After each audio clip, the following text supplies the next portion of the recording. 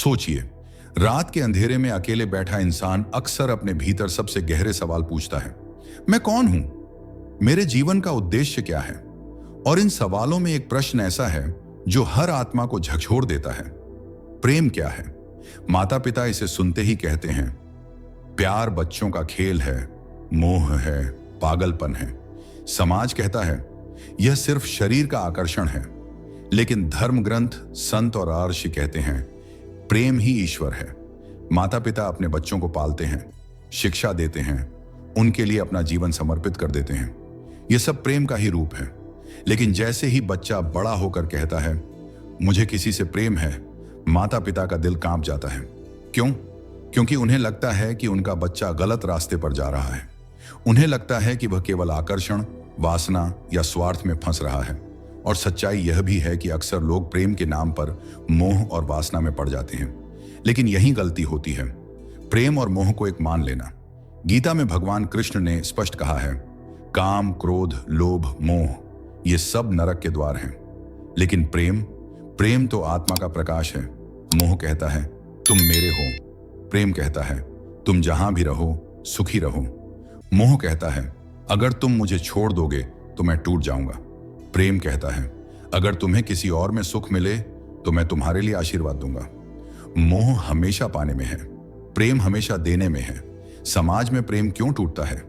आजकल माता पिता पूछते हैं, अगर प्रेम इतना पवित्र है तो फिर इतने ब्रेकअप क्यों होते हैं, इतने तलाक क्यों होते हैं? कारण है, हम प्रेम को समझ ही नहीं पाए। जिसे हम प्रेम कह रहे हैं वह वास्तव में काम और स्वार्थ है। अगर कोई युवक किसी युवती से कहता है, मैं तुमसे प्रेम करता हूं, लेकिन अगर तुमने मुझे छोड़ दिया तो मैं जी नहीं पाऊंगा, तो यह प्रेम नहीं है, यह मोह है, आसक्ति है। प्रेम तो वही है जिसमें प्रिय की खुशी ही सबसे बड़ी खुशी है। प्रेम का सर्वोत्तम उदाहरण है राधा और कृष्ण।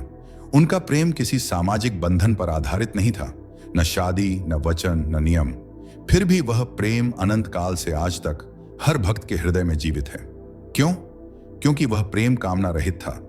वह आत्मा और परमात्मा का मिलन था। गोपियां कृष्ण के बांसुरी की धुन सुनकर सब कुछ छोड़ देती थीं। घर, परिवार, नियम, समाज सब पीछे छूट जाता था। यह पागलपन नहीं था, यह दिव्य आकर्षण था। क्योंकि प्रेम वही है जो आत्मा को उसके असली स्रोत भगवान के की ओर खींच ले। सोचिए मीरा को, राजमहल की राजकुमारी जिसके पास सब कुछ था, लेकिन उसने सब त्याग कर कृष्ण को अपना प्रिय मान लिया। मीरा कहती थी, मीरा के प्रभु गिरधर नागर, आनंद मंगला दाता। जब समाज ने उन्हें झर का प्याला दिया तब भी वे मुस्कुराकर बोली, अगर यह प्याला मेरे प्रिय के नाम पर है तो मैं इसे प्रसाद मानकर पी लूंगी।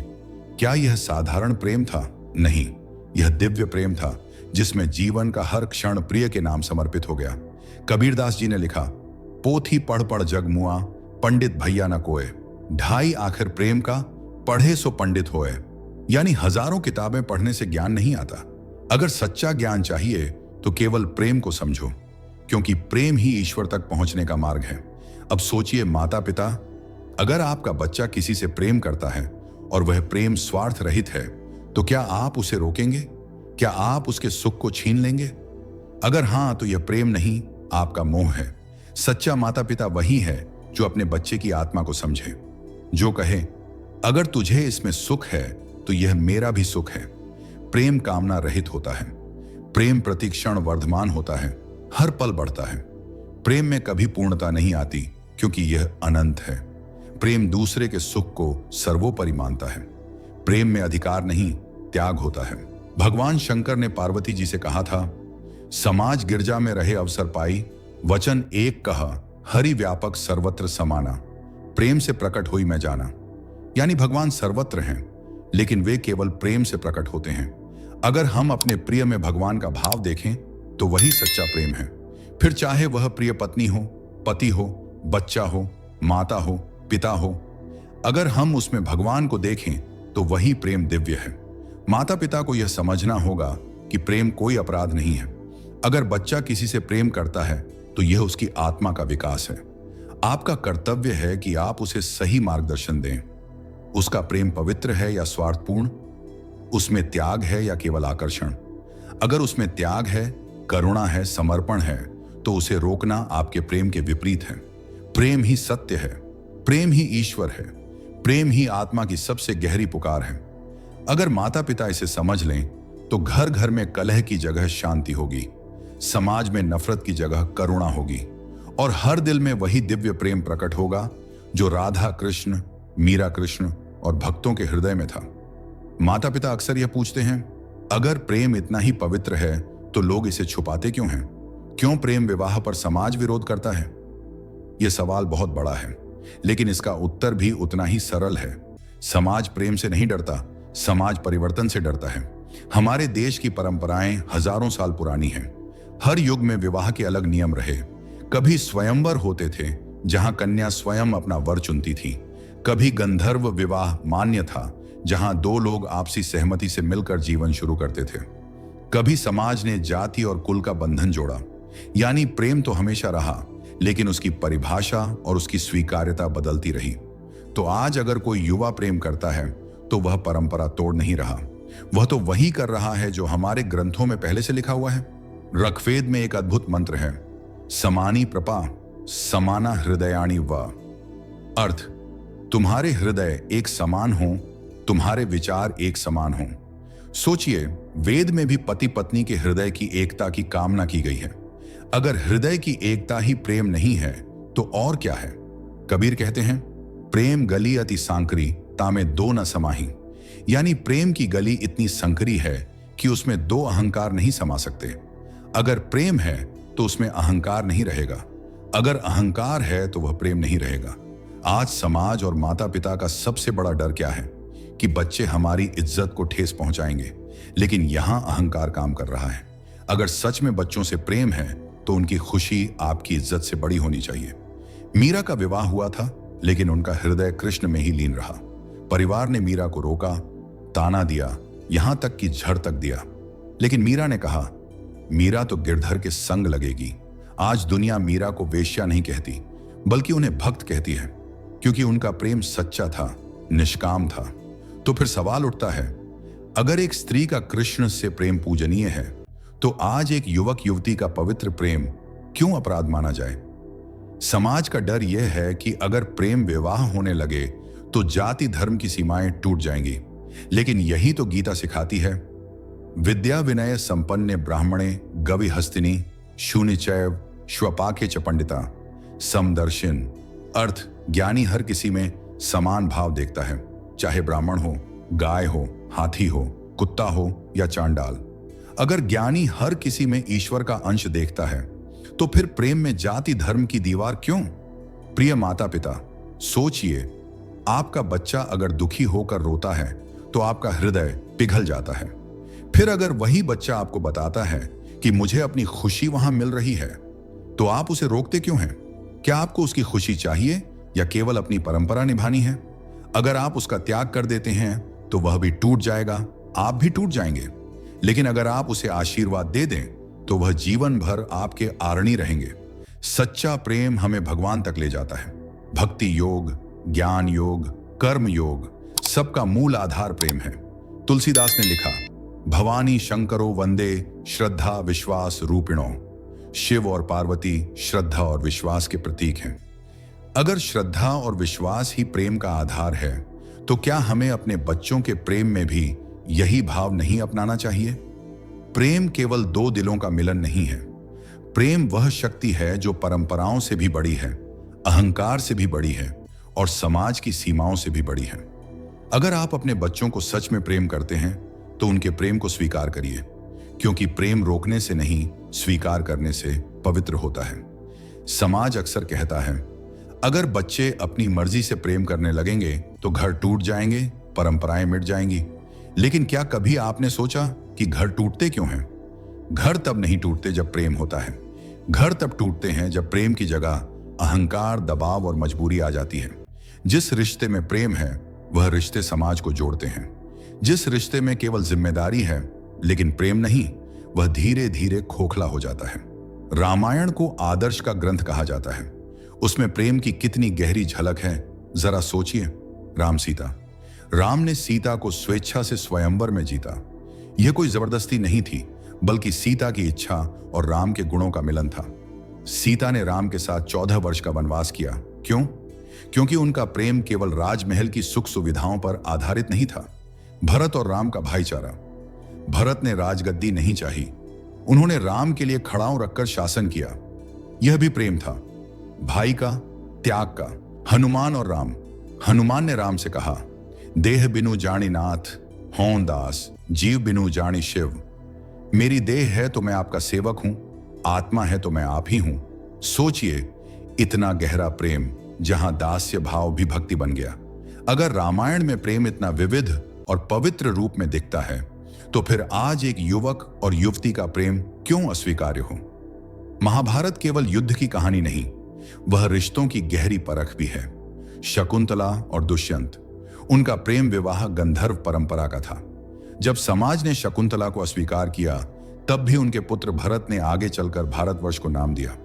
यानी प्रेम से जन्मा रिश्ता अपवित्र नहीं हो सकता। सत्यवती और पराशर, माता पिता अक्सर कहते हैं कि शास्त्रों में प्रेम विवाह नहीं हुआ, लेकिन सत्यवती का रिश्ता आर्षि पराशर से हुआ और उनसे ही वेद व्यास का जन्म हुआ। क्या वेद व्यास, जिन्होंने महाभारत लिखा, अपवित्र थे? नहीं, उनका जन्म भी एक पवित्र प्रेम का परिणाम था। आज माता पिता अपने बच्चों के लिए अच्छे कॉलेज, अच्छी नौकरी और अच्छा घर चाहते हैं, लेकिन सोचिए, अगर आपका बच्चा करोड़ों कमा ले पर अंदर से खाली और दुखी रहे, तो क्या वह सफलता कहलाएगी? वहीं अगर वह किसी से प्रेम करता है और उस प्रेम में सुख, संतोष और शांति पाता है, तो क्या यही जीवन का असली उद्देश्य नहीं? हमने ये मान लिया है कि सुख केवल पैसा और प्रतिष्ठा से आता है, लेकिन असली सुख केवल प्रेम से आता है। तुलसीदास ने कहा, परहित सरिस धर्म नहीं भाई, पर पीड़ा सम नहीं अधमाई। यानी सबसे बड़ा धर्म है दूसरे का भला करना। अगर आपका बच्चा प्रेम में है और आप उसे रोकते हैं, तो आप उसे पीड़ा दे रहे हैं। क्या यह धर्म है? नामदेव कहते हैं, जो प्रभु प्रेम में लीन है वही सच में जीवित है। अगर प्रेम ही जीवन की धड़कन है, तो उसे रोकना जीवन को ही रोकना है। माता पिता को यह समझना होगा कि प्रेम और विवाह केवल औपचारिकता नहीं है। अगर प्रेम नहीं है तो विवाह केवल दो शरीरों का मिलन है। अगर प्रेम है तो विवाह दो आत्माओं का मिलन है। आज बहुत से घरों में माता पिता ने जबरदस्ती शादी करवाई, बाद में वही बच्चे दुखी जीवन जीते रहे। तो क्या बेहतर नहीं कि बच्चे अपना साथी स्वयं चुने ताकि वे सुखी रहें? प्रेम वह शक्ति है जो राम सीता को वनवास में जोड़ती है। प्रेम वह शक्ति है जो मीरा को कृष्ण से जोड़ती है। प्रेम वह शक्ति है जो भाई भरत को गद्दी ठुकराने पर मजबूर करती है। और प्रेम वह शक्ति है जो हनुमान को राम का दास बनाकर भी उन्हें ईश्वर तक पहुंचा देती है। अगर प्रेम इतना पवित्र है, तो फिर उसे रोकना पाप क्यों नहीं माना जाए? अपने बच्चों को प्रेम से वंचित मत कीजिए, उनके प्रेम को अपनाइए, आशीर्वाद दीजिए, क्योंकि प्रेम से ही घर बनते हैं, न कि टूटते हैं। आज की दुनिया में सबसे बड़ी भूल यह है कि लोग वासना को प्रेम समझ बैठते हैं। वासना कहती है मुझे चाहिए, प्रेम कहता है तुम्हें मिले, चाहे मैं रहूं या ना रहूं। वासना में शरीर दिखता है, प्रेम में आत्मा दिखती है। वासना समय के साथ घटती है, प्रेम समय के साथ प्रतिक्षण बढ़ता है। वासना का अंत हमेशा असंतोष है, प्रेम का अंत कभी नहीं होता, क्योंकि वह अनंत की ओर जाता है। समाज की मानसिकता, समाज कहता है प्रेम करने से परिवार टूटता है, लेकिन सच यह है कि परिवार तब टूटता है जब रिश्ते झूठ और दबाव पर खड़े होते हैं। सोचिए, अगर एक लड़का और लड़की अपने मन से प्रेम करके भगवान को साक्षी मानकर एक दूसरे को जीवन भर का साथी चुनते हैं, तो यह रिश्ता मजबूत होगा या कमजोर? स्पष्ट है, यह रिश्ता मजबूत होगा, मगर जब माता पिता केवल जाति, धर्म, समाज देखकर शादी तय करते हैं और प्रेम को दरकिनार कर देते हैं, तो कई बार उस शादी में न सुख होता है न शांति। ऐसे ही घरों में कलह, तलाक और दुख पनपते हैं। प्रेम में भगवान की झलक, प्रेम केवल इंसानों तक सीमित नहीं, प्रेम में ही भगवान की झलक मिलती है। मीरा ने कृष्ण से प्रेम किया, वह प्रेम शारीरिक नहीं था, आत्मिक था। गोपियों ने कृष्ण से प्रेम किया, उनका एक एक सांस कृष्ण में डूबा हुआ था। हनुमान ने राम से प्रेम किया, वह कहते हैं प्रभु मम सहज स्वभाव अहीना, प्रभु ही सदा बसई मन दीना। हे प्रभु, मेरा सहज स्वभाव ही है कि आप सदा मेरे मन में बसे रहते हैं। सोचिए, यह प्रेम वासना से कहीं ऊपर की चीज है। माता पिता के लिए आईना माता पिता को यह सोचना चाहिए, क्या आप अपने बच्चों के लिए केवल एक औपचारिक शादी चाहते हैं, या आप चाहते हैं कि वे जीवन भर सुखी रहें? अगर आप चाहते हैं कि वे सुखी रहें, तो उनकी खुशी का आधार प्रेम होना चाहिए, न कि केवल समाज की परंपराएं। कबीरदास जी ने कहा, ढाई आखिर प्रेम का, पढ़े सो पंडित होए। यानी अगर प्रेम आ गया तो सारे शास्त्र अपने आप समझ में आ जाते हैं। तो जब प्रेम इतना दिव्य और सरल है, तो बच्चों को उससे वंचित क्यों रखा जाए? प्रेम, भक्ति और मुक्ति प्रेम केवल सांसारिक संबंध नहीं, यह मुक्ति का मार्ग भी है। गीता में भगवान कृष्ण ने कहा है, भक्त्या माम भिजानाति यावान्यश्चास्मि तत्वतः। मुझे केवल भक्ति यानी प्रेम से ही जाना जा सकता है। यानी भगवान को पाने का रास्ता प्रेम है। जो माता पिता अपने बच्चों को प्रेम से रोकते हैं, वे अनजाने में उनके आध्यात्मिक मार्ग को भी रोकते हैं। प्रेम वासना से अलग है, स्वार्थ से परे है, भगवान तक पहुंचने का मार्ग है। अगर माता पिता इसे समझ लें, तो वे जान पाएंगे कि अपने बच्चों को प्रेम की आजादी देना पाप नहीं बल्कि पुण्य है। क्योंकि प्रेम से ही घर बनते हैं, समाज बनता है, और प्रेम से ही भगवान तक पहुंचा जाता है। हर माता पिता यही सोचते हैं, हमने अपने बच्चों के लिए कितनी मेहनत की, कितने सपने देखे।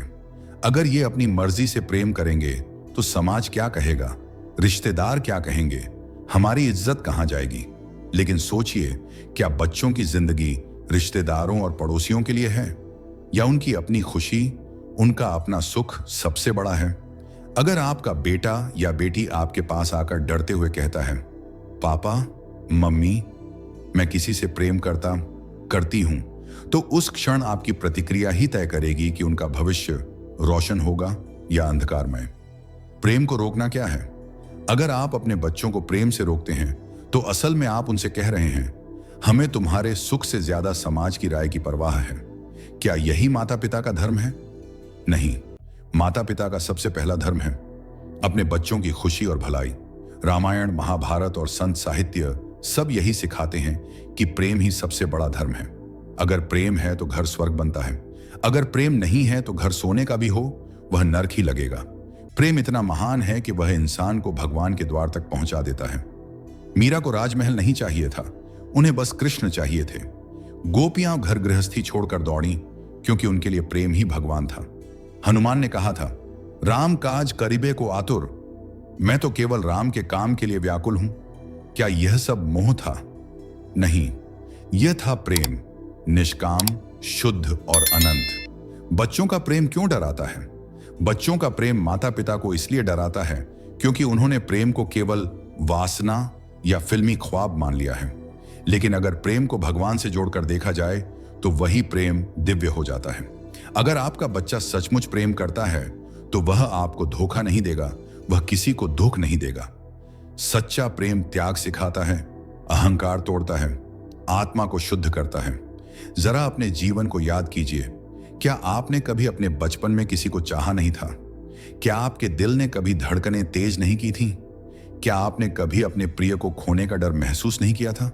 अगर हां, तो सोचिए, आज जब आपके बच्चे वही भावनाएं जी रहे हैं, तो आप उन्हें क्यों रोक रहे हैं? आपके बच्चों का प्रेम आपके संस्कारों की असफलता नहीं बल्कि सफलता है, क्योंकि आपने उन्हें इतना संवेदनशील बनाया कि वे किसी को अपना दिल दे सके। प्रेम ही जीवन का आधार है। कबीरदास जी ने कहा था, पोथी पढ़ पढ़ जग मुआ, पंडित भैया न कोय, ढाई आखिर प्रेम का, पढ़े सो पंडित होए। यानी सारे ग्रंथ पढ़ लेने के बाद भी अगर प्रेम नहीं समझा तो सब व्यर्थ है, लेकिन अगर प्रेम समझ लिया तो जीवन का असली अर्थ मिल गया। अगर आपका बच्चा प्रेम करता है तो उसे रोकिए मत, उसके साथ बैठिए, समझिए, सुनिए। उसके प्रेम को गाली मत दीजिए, उसे आशीर्वाद दीजिए, क्योंकि समाज आपकी मदद करने नहीं आएगा जब आपका बच्चा रोएगा।